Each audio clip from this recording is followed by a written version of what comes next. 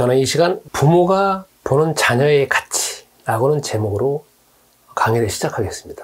이것은 자녀가 자녀를 보는 차원이 아니라 부모님이 자녀를 보는 가치, 또는 제3자가 보는 자녀의 가치가 아니라 정상적인 부모가 정상적인 자녀를 보는 가치, 특히 대한민국의 정상적인 부모님이라고는 가정하에서 이거를 강의를 시작하겠습니다. 서론으로서 우리는 지금 문제를 가지고 있습니다. 그 문제를 해결하기 위하여서 여태까지 일련의 과정을 거쳤습니다. 그런데 문제를 가지고 있는 사람들은 대상자를 본다라고 하면 뭐 학생부터 아니면 뭐 청소년 아니면 뭐 청년, 기혼자, 미혼자, 장년 또 여러 계층이 있고, 또 기혼자라고 하더라도 자녀를 가지고 있는 부모도 있고 그렇지 않은 부모도 있을 것입니다. 대상층은 여러 가지가 있는데 그 중에 이제 문제를 가지고 있을 때 가장 심각한 문제가 무엇이냐면, 문제로 인하여서 그 문제로만 끝나는 것이 아니라 이 문제는 어떻게 보면 기능적인 문제이고 어떻게 보면 부분적인 문제인데, 그것을 어디까지 끌고 들어오냐면은 그 인간의 존재 자체까지 끌고 들어옵니다. 내가 예를 들어서 뭐 알코올 중독자라고 해봅시다. 그러면 나는 알코올 중독자야 하면서 나는 이 알코올을 참 끊을 수가 없어.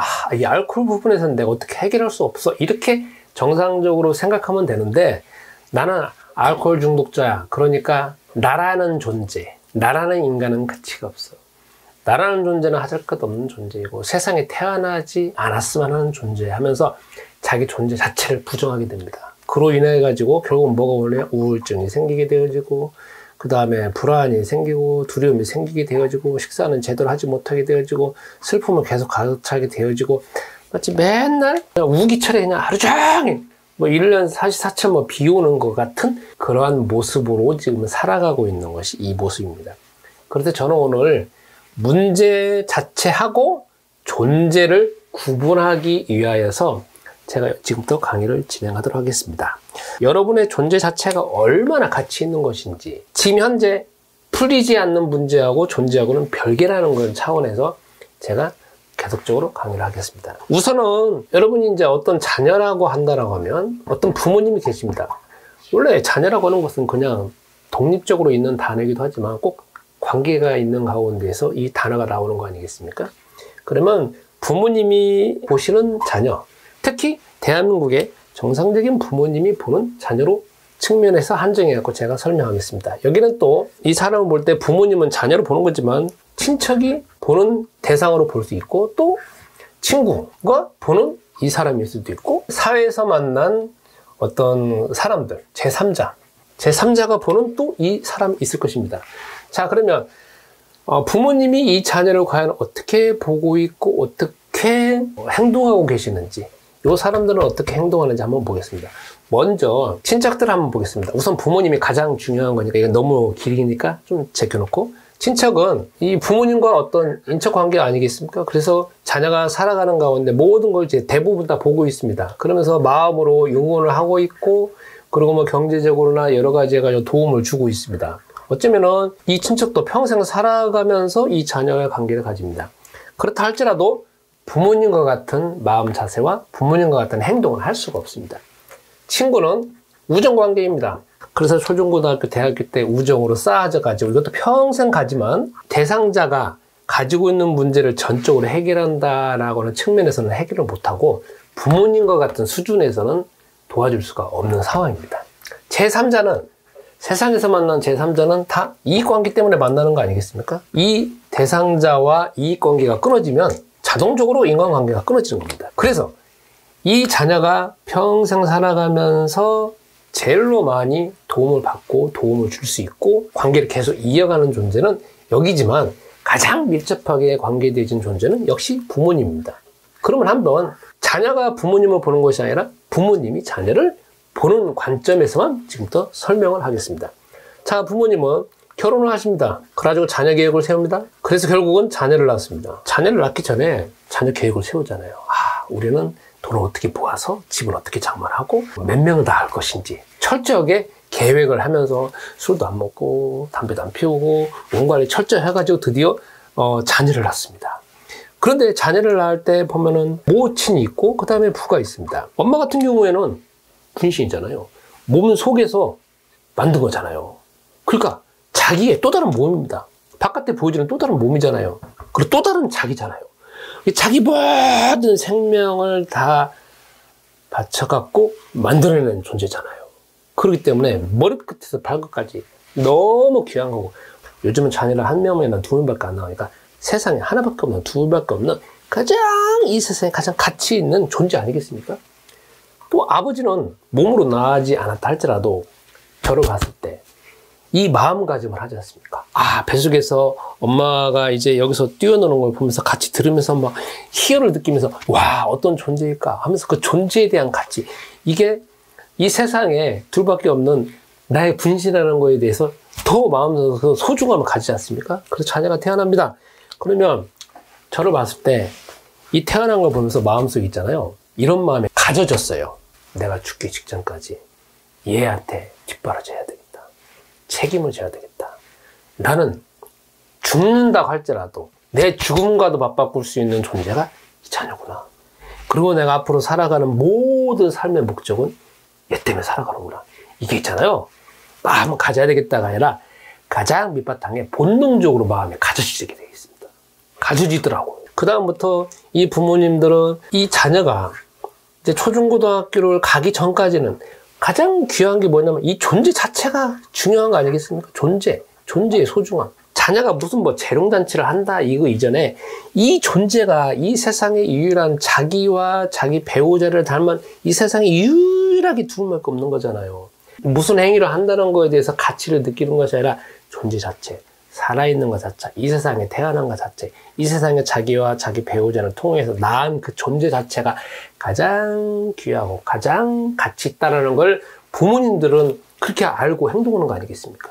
그러니까 그 다음부터 초중고등학교를 거치면서 뭐를 하냐면은 이제 부모님들은 모든 생명을 다 바쳐서, 시간을 다 바쳐서, 24시간을 다 바쳐서, 그리고 돈을 벌면서 계속적으로 자녀 뒷바라지를 하잖아요. 대한민국의 정상적인 부모님은 다 그러잖아요. 저를 포함해서 모두 다.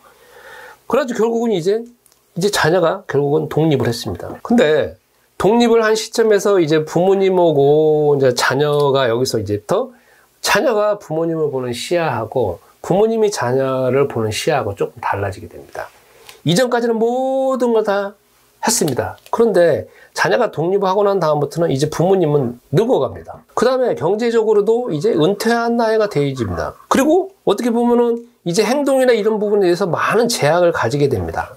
더불어서 자녀는 이 부모님이 이런 상태를 알게 됩니다. 그러니까 자녀가 부모님을 보는 시각하고 부모님이 자녀를 보는 시각은 다르지만 부모님이 이렇게 늙어가면서도 불구하고 이거는 어쩔 수 없이 할 수 없는 상황인 거를 안타까워하지만 자녀의 존재 자체에 대한 그 가장 소중하고 귀중한 거는 계속 합니다. 어쩌면은 여기 때보다 더 시간과 더 마음을 더 들여가지고 더 많은 부분을 차지할 겁니다. 저도 마찬가지지만 여기에서는 자녀가 독립했다 하더라도 부모님들은 마음속에 그냥 데리고 다니는 거잖아요. 품고 다니잖아요. 24시간 자녀만 생각한다고. 삶의 목표는 자녀 때문에 살아가는 것이고 먹고 자는 것도 다 자녀 때문에 사는 거 아니겠습니까? 대한민국 부모님이라고 한다는 거 저도 마찬가지고. 그래서 결국 부모님이 이제 죽기 직전이 됩니다. 그러면 이 죽기 직전까지라도 부모님이 아무리 이제 나이 들어갖고 이렇게 고생하고 뭐 힘들고 한다 할지라도 머리끝에 발끝까지 걱정하는 건 자녀 걱정. 자녀의 존재 걱정. 살아가는 것에 대한 걱정입니다. 그래서 결국은 죽습니다. 근데요, 성경에 뭐가 나오냐면 죽은 다음에 어떤 사람의 증언이 나와요. 그게 누구냐면 부자의 증언이 나오거든요. 그 부자는 아쉽게도 주 하나님의 아브라함 품에 가지 못했습니다. 저기 우리가 말하는 안 좋은 곳, 지옥불에 떨어졌습니다. 그런 데도 있잖아요. 거기서 자녀 걱정해요. 내 자녀가 제발 여기 나왔으면 천국에 대한 건 안 나와 있어요. 근데 거기에서 유일하게 그 사람의 증언이 나온다는 거죠. 그러면 이걸 유추해 본다라고 하면 조금만 유추해 보겠습니다. 그러면 이 사람은 죽어서 다른 곳에 갔는데도 자녀 걱정을 한다라고 하면 세상에 있는 모든 부모님들은 죽기 직전 그리고 죽은 다음에도 자녀의 존재와 자녀가 잘 되길 위해서 24시간 그렇게 애쓰면서 마음속에서 본능적으로 잘 되기 위해서 뭔가를 구하고 있다는 거죠. 그러면 여기에서 우리가 살펴볼 수 있는 게 뭐야? 자녀를 낳으면 부모님들은 모든 자녀의 존재로 인하여서 가장 기뻐하고 즐거워하고 그 다음에 환호성을 지르면서 삶의 이유가 발견되어진다는 거죠. 그런데 여기 보면서 이제 조금 지나가면서 뭘 생각하냐면 자녀의 존재가 이렇게 되어진다 하더라도 만약에 초중고등학교를 거치면서 이제 어차피 자녀들은 경쟁 사이에 이제 내던져지잖아요. 그러면 능력으로 인해서 이제 평가가 되지 않습니까? 그렇다고 할지라도 자녀의 존재는 이거 항상 밑바탕에 그냥 깔려 있는 것이고 조금 뭐 능력이 부족하다, 어떤 부분이 부족하다 하는 것은 여기에서 좀 부족하다는 것이지 이것이 존재 자체를 부정하는 거 아니지 않습니까? 그렇죠? 우리 부모님이 자녀를 볼 때 뭘 조금 못하고 못할 때 마음속에 안타까워하면서 뭔가를 해주기를 원하지만 부모님도 한계가 있는 거 아니겠습니까? 그러나 그 존재 자체는 부모님에게 모든 거잖아요. 근데 지금 문제를 가지고 있는 분들은 어떤 문제가 되냐면 이 경쟁 사회에 내던져져가지고 이제 서로가 이제 경쟁하는 거 아니겠습니까? 경쟁하다 보면은 항상 우위가 있고 열의가 있는 거잖아요. 항상 1등이 있고 꼴등이 있는 것이고 항상 저 사람은 나보다 낫다, 모자라 이게 항상 있는 거 아니겠습니까? 근데 모든 부분에서 맞는 사람이 없잖아요. 그러니까 항상 열등하고 우등하고 있는 건 항상 밥 먹듯이 나오게 되어지는 것인데 이것 자체를 마치 내 존재 자체를 다 부정한다라고 하면은 문제가 계속적으로 더 심각하게 간다는 것이죠. 그래서 우리는 이 부모님의 이 마음을 통하여서 나를 보는 걸 차원에서 나는 나의 존재, 내 문제를 인해 가지고 내 어떤 특정한 문제를 인해서 내 존재 자체를 다 부정하는 것이지만 나의 가장 소중한 어쩌면 내 자녀 입장에서 내 부모님은 나를 24시간 나의 존재 자체를 가장 귀하게 여긴다는 그거를 받아들이셔서 이거와 이거는 별개라는 것에 대한 시각을 가질 필요가 있습니다. 그러면 부모님도 이렇다라고 하면 우리가 이제 주 하나님을 보겠습니다. 과연 주 하나님은 여러분을 어떻게 보실까? 제가 말하는 거는 여러분이 자녀가 부모님을 보는 시각이 아니었고 자녀가 주 하나님을 보는 시각이 아니고 자녀가 이 친척, 이 사람들을 보는 시각이 아니라 주 하나님 차원에서 이렇게 보는 시각. 우린 있잖아요. 그런 차원도 필요합니다. 항상 내 중심으로 살아왔기 때문에 내가 뭐 보는 시각 자체는 나는 그냥 신이 되어져 있습니다. 이건 어쩔 수 없습니다. 인간은. 창세기 3장 때문에. 그러나 또 바꿀 필요가 있는 거예요. 상대방은 나를 어떻게 볼 것인가? 어떻게 보고 있는 것인가? 그걸 통해서 우리가 참고해가지고 그것을 또 활용할 필요가 있다는 겁니다. 그러면 주 하나님은 과연 나를 어떻게 보실 것인가? 주 하나님은 제일 처음에 여러분과 내가 그리스도라고 하는 주 하나님의 해결책을 만나기 전에는 주 하나님은 여러분들은 영물 가운데 있습니다. 그리고 심판받아야 될 존재입니다. 그리고 하나님의 진노 가운데 있습니다. 그리고 어떤 복도 받지 못할 존재입니다. 그건 내가 싫든 좋든 주 하나님이 그렇게 하셨다는 겁니다. 여러분 바깥에 나가보세요. 하늘 있잖아요. 땅 있죠. 자연 있죠. 내가 만든 거 아니잖아요. 나는 어떻게 보면 주 하나님이 계시다는 전제하에서 만드셨다는 전제하에서 그냥 자연스럽게 만들어졌다. 그냥 우연히 됐다. 너무 비정상적이고 너무 무식한 거 아닙니까? 그렇죠? 세상에 있는 거 전부 다 보면은 뭔가 누군가 만든 거 아니겠습니까? 그런데 이 거대한 자연, 그것도 수천 년의 역사가 흘러온 가운데 이 자연이 그냥 저절로 만들어졌다. 그걸 믿고 있다는 건 너무 무식한 거 아닙니까? 비합리적이잖아요. 과학적이 아니지 않습니까? 그러면 다시 이쪽으로 돌아와서 그 모든 걸 만드신 하나님이라고는 주 하나님이라는 전제하에서 주 하나님은 나를 그렇게 어떻게 보고 계시네. 이전에는 그렇게 보고 있다는 겁니다. 그리고 보고 있는 것 차원에서 끝나는 게 아니라 그냥 보는 게 아니라 보고 그 보는 것 자체가 평가되어지고 그 다음에 그 심판되어지고 그 결과가 나타났다는 거죠. 우리는 그냥 보면 보는 걸 끝나는 거잖아요. 주 하나님 보신다는 걸로 이미 그걸 다 심판까지 끝났다는 거죠. 내가 뭐 이렇게 하면 된다. 그게 아니지 않습니까? 나는 아무 힘도 없는데.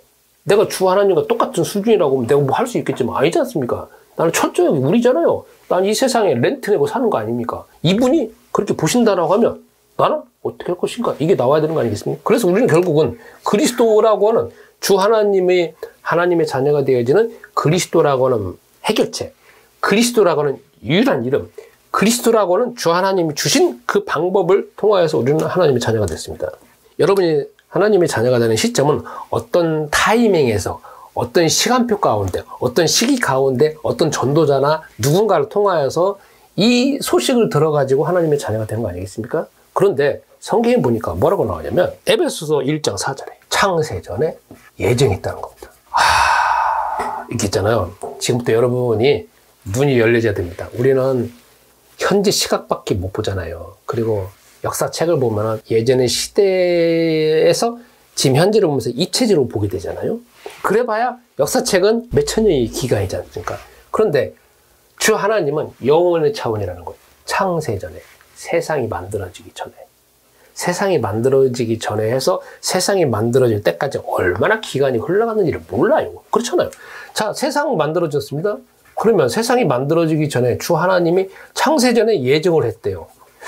그러면 어느 시점에 예정을 해가지고 이게 세상이 만들어진 기간인데 언제인지를 우리는 어떻게 알아요?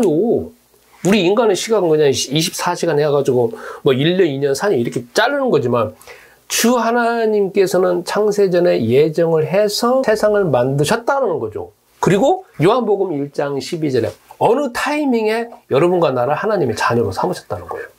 우리는 이제부터 눈을 열는 게 영원 전과 영원 후까지 눈이 열릴 필요가 있다는 겁니다. 왜? 내 차원은 순간만 보는 거고 역사적인 차원에서는 몇천 년만 보는 것이지만 주 하나님의 차원으로 넓힐 필요가 있다는 겁니다. 그러면 영원 어느 때인가 그 전에 내가 누구를 통해서 하나님의 자녀가 될지를 이미 정해놓으셨다는 거예요. 난 모르잖아요.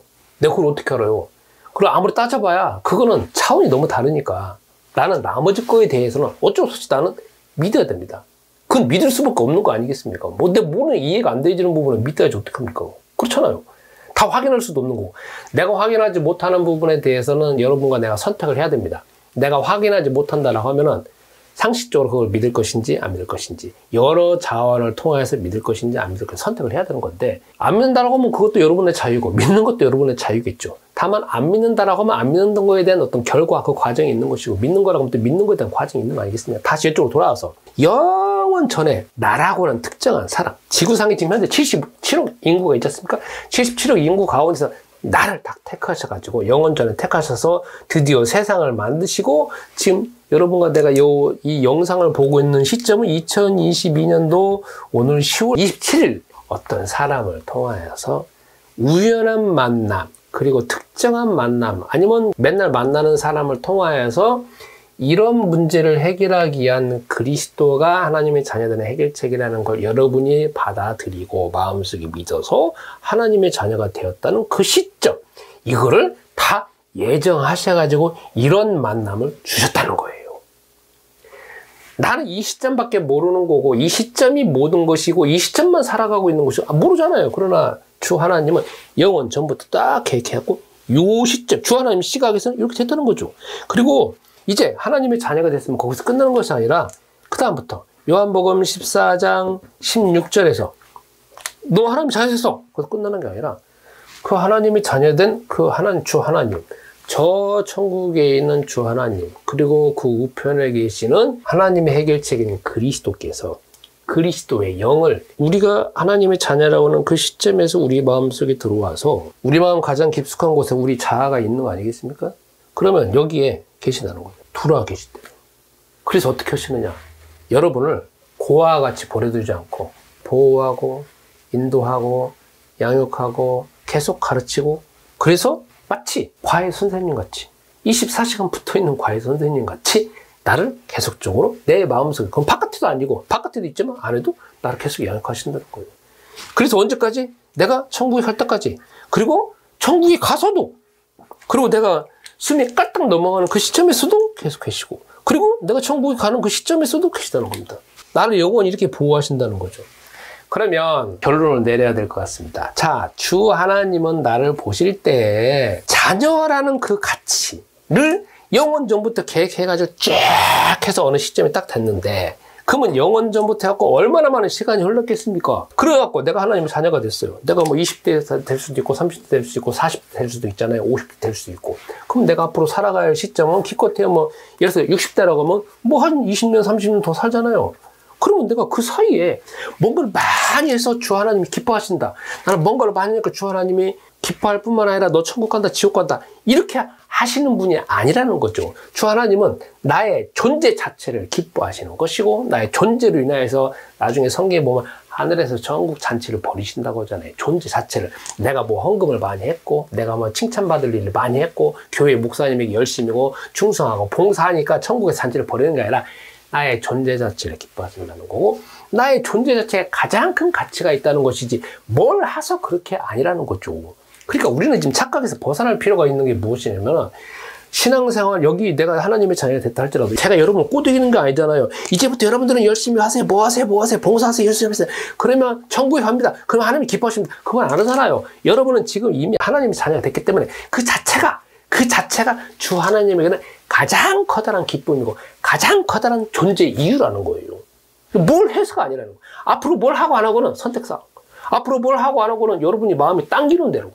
그리고 앞으로 뭘 하고 안 하고는 여러분이 마음속에 그렇게 가져치면 하면 되고 안 하면 되고. 그것이 모든 거에 대한 주 하나님이 기쁘게 하시는 절대 조건이 아니라는 거예요. 내 존재 자체가 가장 귀하다는 거죠. 그러면 이걸 여기다 똑같이 적용해 봅시다. 여러분 스스로 나의 존재 자체를 깎아내리면서 나의 존재 자체를 무가치하셨습니까? 그런데 여기 보시면 주 하나님은 내 존재 자체를 가장 귀하게 여기신다라고 하면 여기서 딱 보면 여러분의 존재에 대해서 가장 기뻐하시는 분이 이 세상에 딱 3명 있을 겁니다. 여러분 부모님. 다만 여러분 부모님은 나이가 들어감으로 인하여서 존재 자체는 가장 기뻐하시지만 도와줄 수 있는 여력이 안 되고 인간으로서 한계를 가지고 있고 나이가 들어가니까 더더구나 어떻게 할 수도 없는 것이고 또 인생사 수많은 문제가 있으니까 부모님이 해결할 능력 자체가 안 되는 겁니다. 그런데 여기에 또 한 분, 주 하나님은 그리스도와 통하여서 그리스도와 주 하나님은 여러분의 존재 자체를 가장 기뻐하실 뿐만 아니라 이 존재를 인하여서 하나님의 자녀가 되면서 여러분의 지금 현재뿐만 아니라 영원까지도 책임지시는 분이고 더더구나 이분은 능력을 가지고 계시는 분이기 때문에 여러분의 존재를 가장 귀하게 여기실 뿐만 아니라 여러분이 지금 해결하지 못하는 문제에도 직접적으로 개입하셔가지고 해결할 수 있는 능력이 되신다는 거죠. 그러니까 나는 이 일로 인하여서 나의 존재가 나의 부모님, 주 하나님, 그리스도는 가장 소중하게 여기는구나 해서 여러분도 그것을 받아들이셔서 나의 존재가 소중하다는 것을 여러분이 기억하시고 또 그걸 더 되새기시고 내가 하고 있는 일하고는 별개구나 라는 것을 별개라는 걸 또 이용을 시키시고 이랬으면 좋겠습니다. 제가 이 존재에 대한 것들에 대해서는 추가로 기도 제목에 적어 놓을 겁니다. 그리고 영상을 만들 겁니다. 그러니까 여러분들이 또 그것을 계속 리플레이를 들으셔서 자꾸 회복하시고 더 깊이 기도를 하셔갖고 더 문제가 빨리 원초적으로 근원적으로 해결되어지는 길로 갔으면 좋겠습니다. 이상입니다.